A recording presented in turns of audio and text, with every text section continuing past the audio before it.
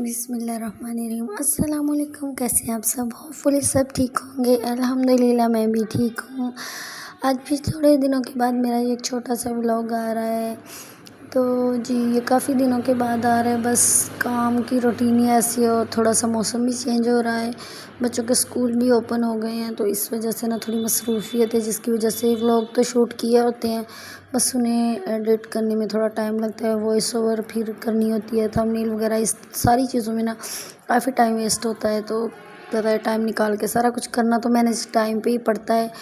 But बस बच्चों के स्कूल ओपन हो गए, उनकी तैयारी वगैरह, तो घर के कामों की और साथ साथ जी ये मेरी किचन की रूटीन है। तो ये मेरा दोपहर का दिन था, तो मैंने लंच के टाइम से शुरू किया था। बस मेरे पास चिकन था और जो मैं आलू गोश्त वगैरह बना रही थी, आलू थोड़े से मैंने कट कर लिए थे और चिकन को मैंने अच्छी तरह से वॉश कर सिक्का डाल के रख दिया था। उसका ना सारा ब्लड वगैरह निकल गया था, उसको अच्छी तरह मैंने वॉश कर लिया था और फिर मैंने ब्लेंडर में डाल कर वो प्याज टमाटर वगैरह उसका मैंने मसाला वगैरह बना लिया था, ब्लेंड कर लिया था उसका। फिर जी मैंने अच्छी तरह जो घर के बेसिक मसाले होते हैं ना, बस मैंने वही इसमें ऐड किए हैं और वही ऐड करके इसकी मैंने अच्छी तरह से बुनाई की है और साथ ही फिर इसके मैंने चिकन ऐड कर दिया है। चिकन को थोड़ा सा पका के फिर उसके साथ ही मैंने इसमें आलू वगैरह ऐड किए हैं और अच्छी तरह पकाया है। अच्छी तरह थोड़ा सा इसको भून के ना अच्छी तरह इसको पका के फिर इसमें थोड़ा सा मैंने पानी ऐड किया है, क्योंकि वो थोड़ा सा फुल ग्रेवी नहीं थी, थोड़ा शोरबे वाला होता है ना। फिर बच्चे चावलों के साथ भी सिंपल सा चावल बॉयल हो जाते हैं तो वो खा लेते हैं, रोटी के साथ भी खा लेते हैं। इस तरह फिर जो थोड़ा बिल्कुल ग्रेवी सी होती है ना, तो फिर इस तरह बच्चे खाते नहीं है, तो फिर मुझे उनके हिसाब से बनाना पड़ता है। तो बस ये मैंने चिकन ऐड कर दिया था, उसके बाद मैंने आलू वगैरह भी इसमें ऐड किए थे और फिर इसकी अच्छी तरह बुनाई करके फिर इसमें मैंने पानी वगैरह ऐड कर दिया था और जितना का मुझे शोरबा इसका चाहिए था बस मैंने उस हिसाब से इसका रखा था कि बच्चे आसानी से खा सकें। और आप लोग बताएं, आप लोगों के बच्चों के स्कूल ओपन हो गए हैं और मौसम चेंज हो रहा है। अपने बच्चों का बहुत सारा ख्याल रखें। हल्का सा भी जब भी गर्मी आ रही होती है या सर्दी आ रही होती है जा रही होती है तो फिर मौसम चेंज हो रहा होता है ना, तो फिर बच्चों के बस बुखार नज़ले ज़ुकाम शुरू हो जाते हैं। तो अब थोड़ी थोड़ी सी सर्दी आना, बारिशें हुई हैं ना बहुत ज़्यादा, उसकी वजह से थोड़ी थोड़ी सर्दी आना स्टार्ट हो गई है। दिन में तो सही होता है नॉर्मल सा मौसम, तो रात में काफ़ी ज़्यादा सर्दी सी हो जाती है। तो इस वजह से शाम के टाइम बच्चों को ना नहलाया करें, बस शावर वगैरह ना दिया करें।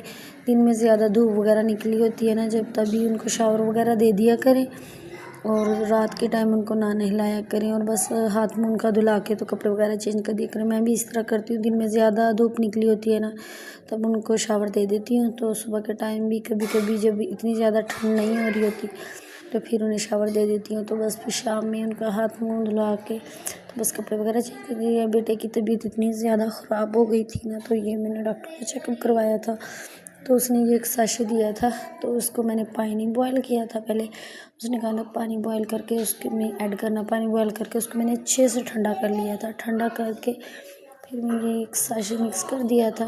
मैंने 24 घंटे के अंदर अंदर ना ये दे देना था। फिर ये बस मैंने मिक्स करके रख लिया था कि पिला दूँगी।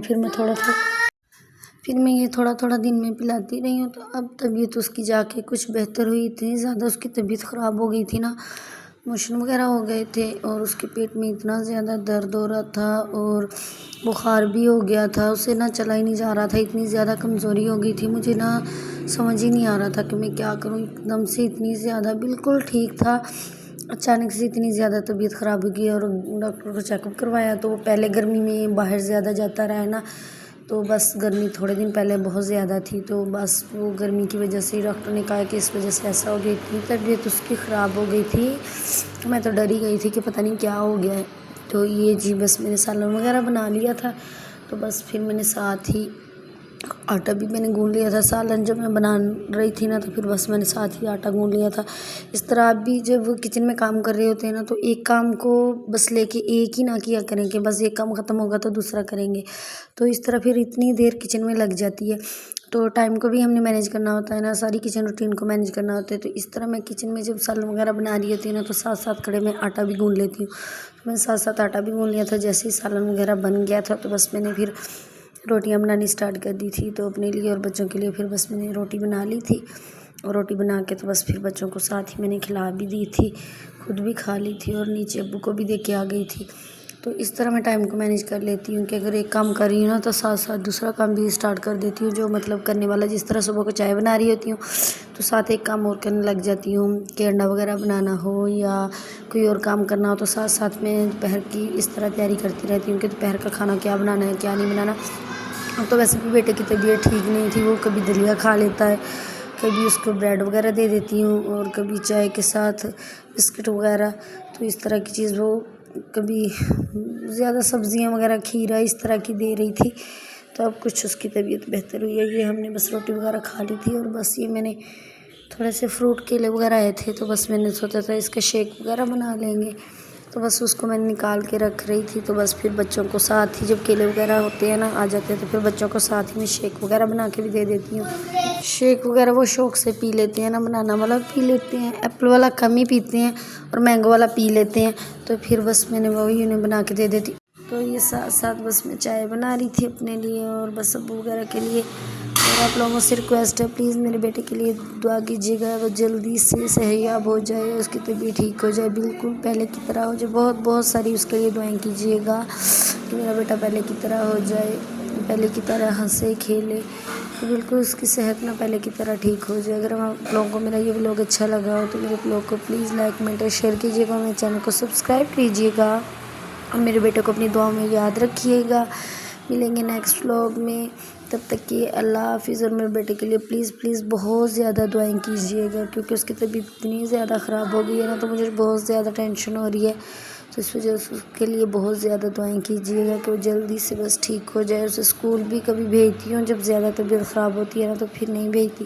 तो मेरे व्लॉग को लाजमी लाइक कीजिएगा, मेरे चैनल को सब्सक्राइब कीजिएगा और मुझे दुआ में याद रखिएगा। मेरे बेटे को भी दुआ में याद रखिएगा।